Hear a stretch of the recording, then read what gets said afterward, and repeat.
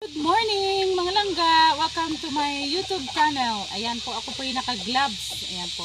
Dahil po tayo kukuha ngayon ng ating mga sisiw. Ita-transfer po natin dito sa ating box. Kasi po medyo loaded tayo sa lagayan. Ito na lang po ang aking paraan para mailagay ko yung mga sisiw ko.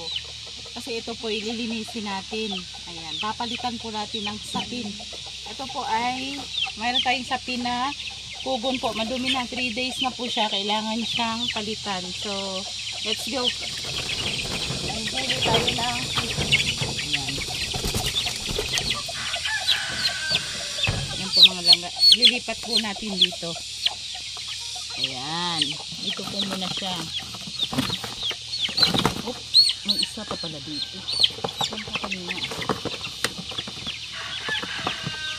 Ayan. Pag-gloves ako.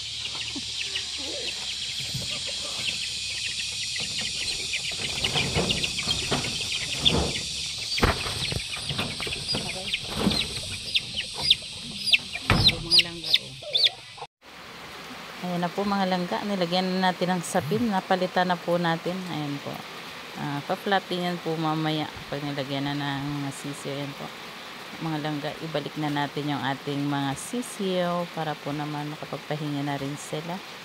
Ayan mga langga, ganyan lang po kasimple ang ginagawa ko sa mga sisiyo ko para hindi po sila lamigin. Kugon po ang ginagamit ko po. Ayan po mga langga, happy farming!